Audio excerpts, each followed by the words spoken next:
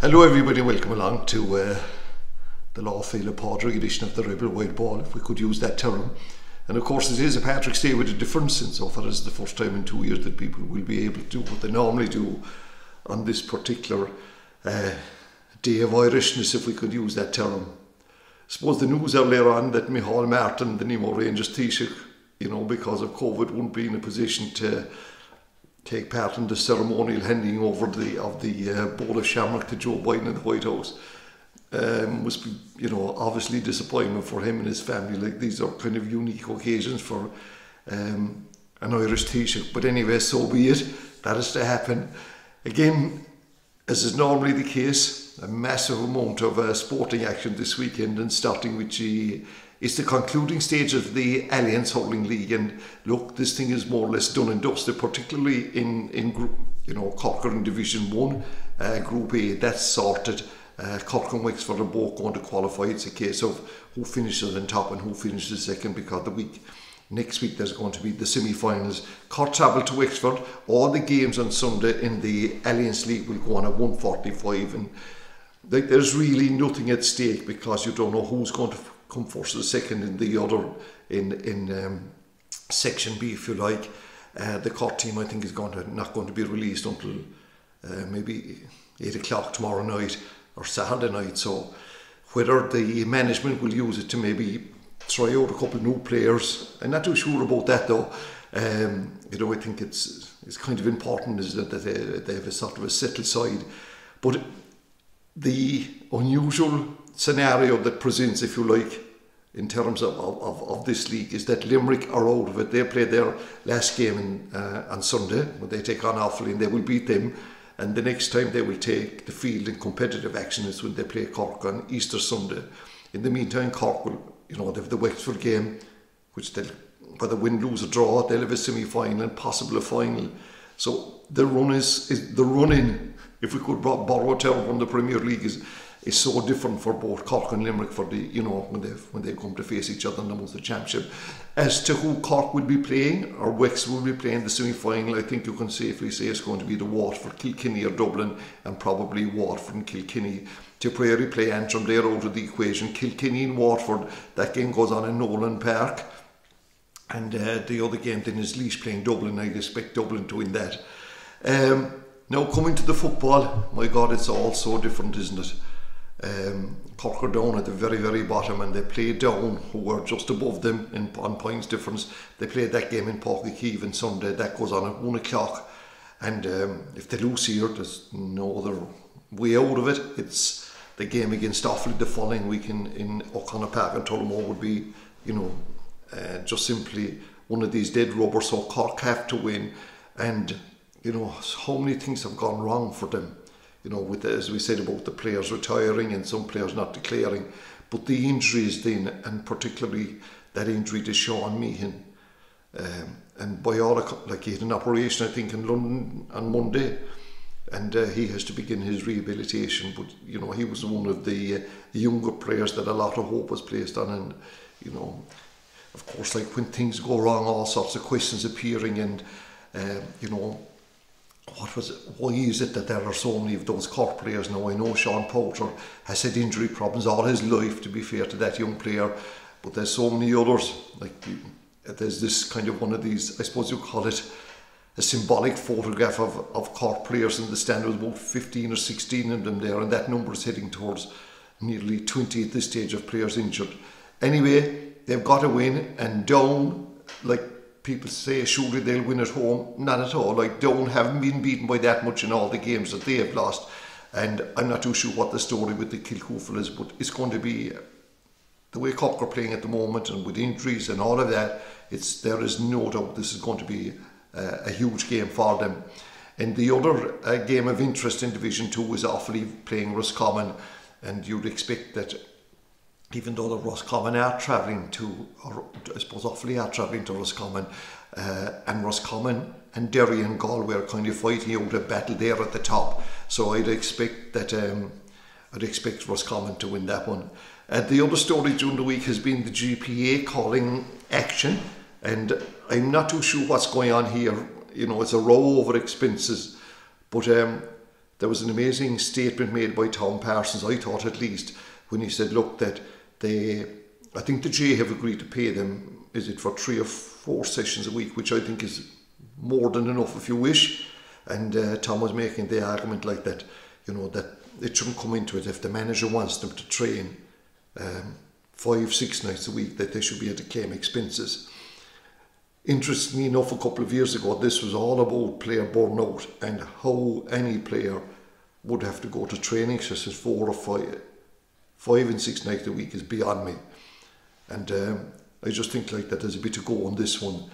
Withdrawing cooperation from the media, maybe they were shooting the messenger, but it did get the message across in that it was topical during the week, and I believe they're not going to cooperate. Players are not going to talk to the media again this week, so we'll have to see how that one plays out. In terms of the other GA match that is on, well, there's several of them.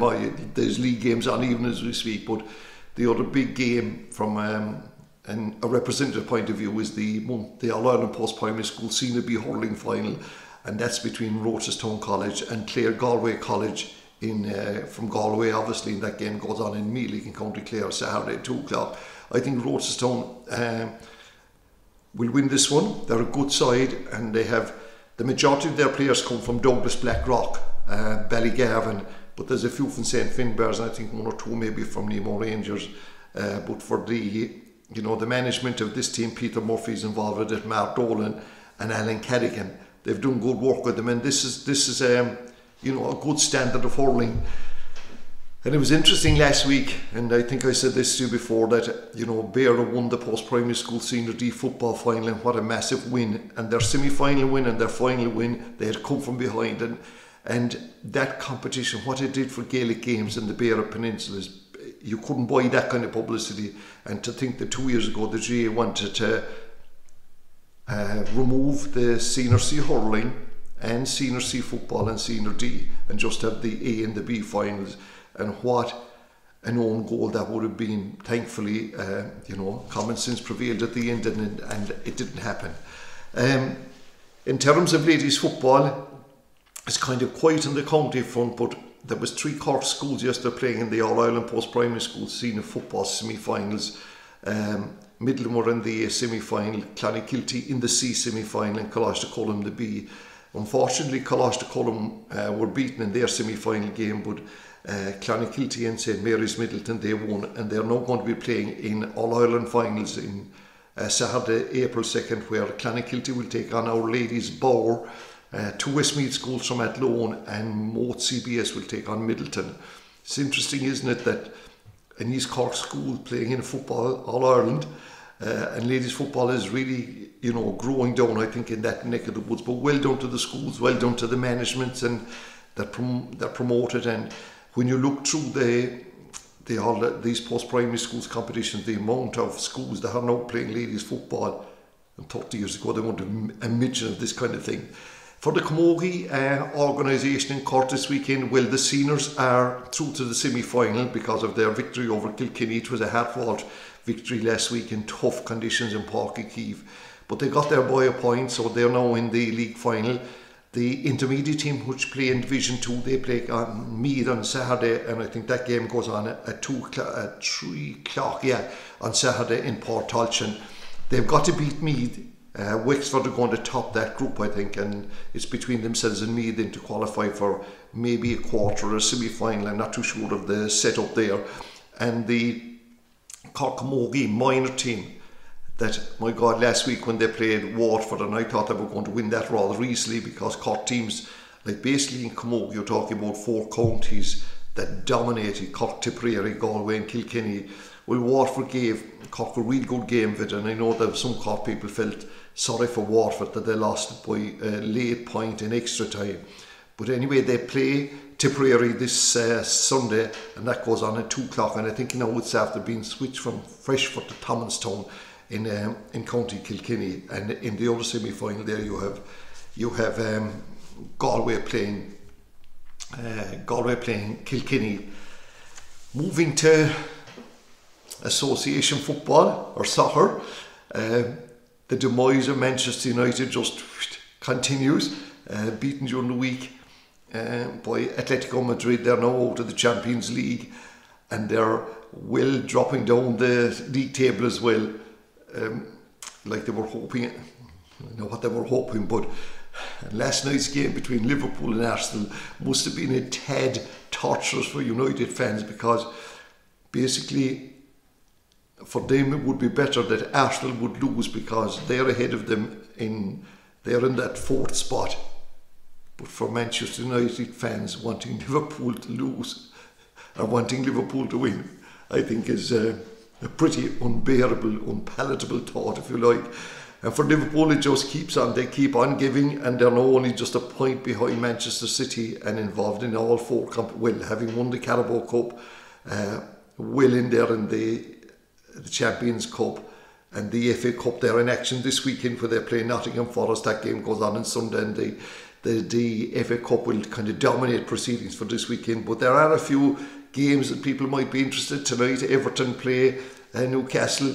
And after all the carry-on that's now going on with Chelsea and Roman Abramovich, focus too now on Newcastle with the money that they've got from the Saudis and what's happening over and what they get up to in their country.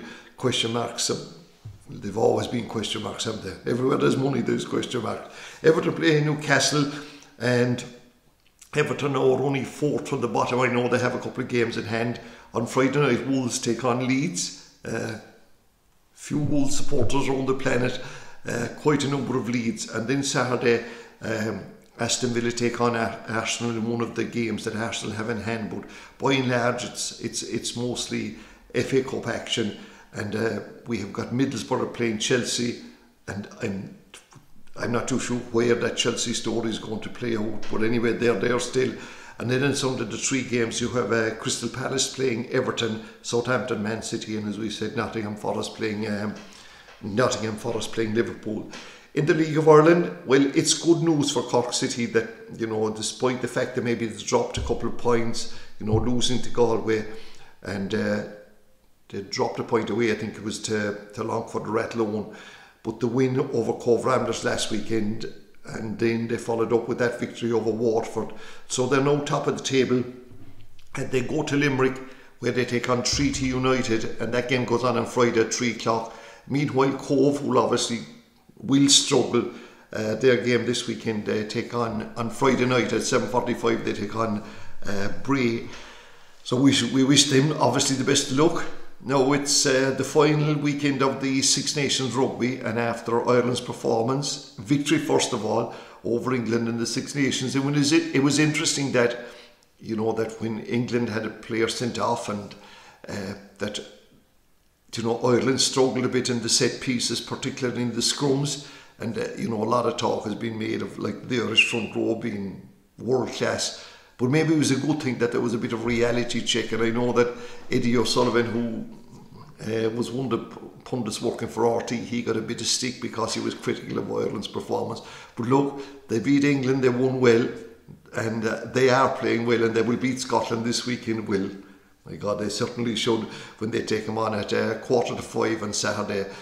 The only change they say in the team is Jack Conan will come in maybe instead of Peter O'Mahony, with Ian Henderson coming in for the concussed James Ryan.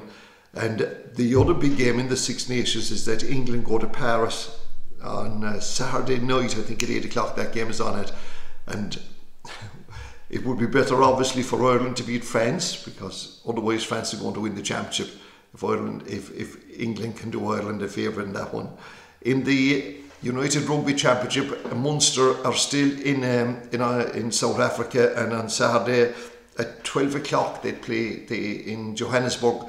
They take on the Emirates Lions, they call themselves, and after last week's performance against the Bulls, where like they had a disastrous start, and they were down about 28-3 I think at one stage. They came back into it and probably should have won it, and they'll be hoping to get over that one and get out of South Africa, I would say.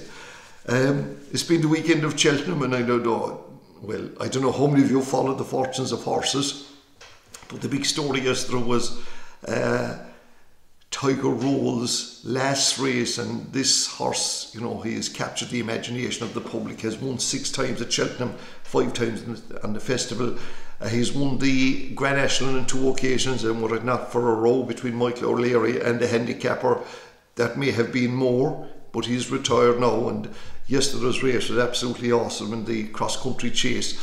And, you know, Michael O'Leary had 2 horses, and they were both with Gordon Elliott. And it's not too often that a favourite gets booed when he crosses the line, but that did happen yesterday, in that Delta Worko was ridden by Jack Kennedy from Dingle, and Davy Russell from Youghal was riding Tiger Roll, and you know, I obviously everybody with the heart wanted Tiger Roll to win.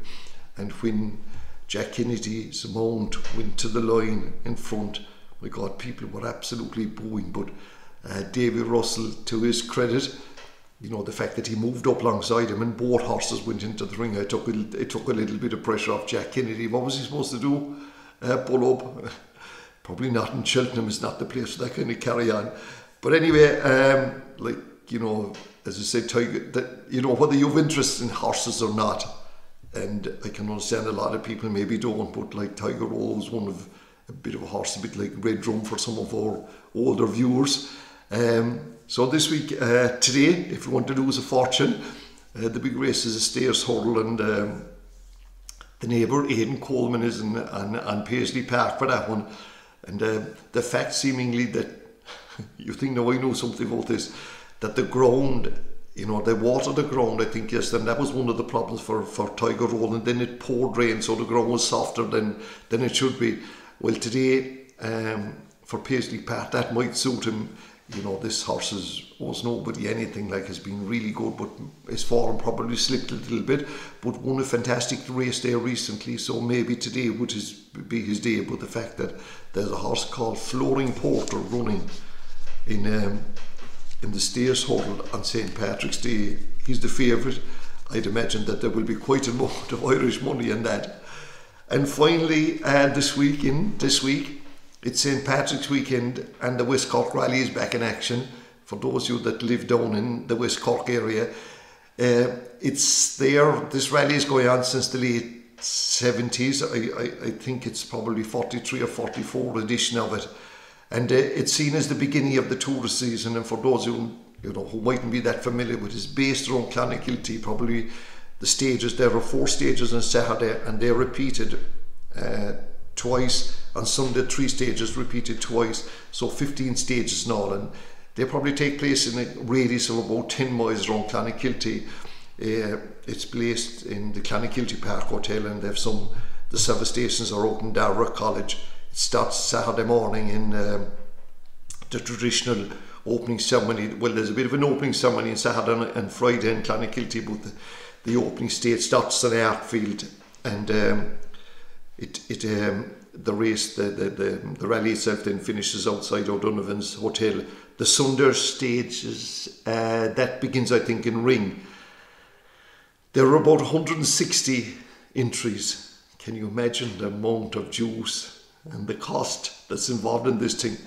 But in fairness to the organising group, like, they put a huge amount of work into safety, which is so important.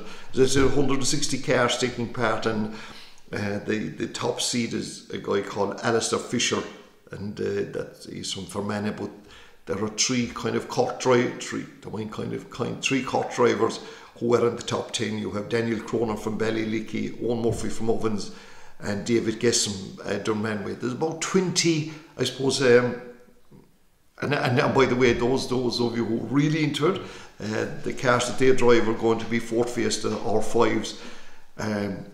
But like, there are about maybe 20 different classes. But as I said, look, the main thing here is that I suppose the spectators followed the guidelines of the marshals, and that it goes off as an incident-free event. So the best of luck to everybody taking part in that.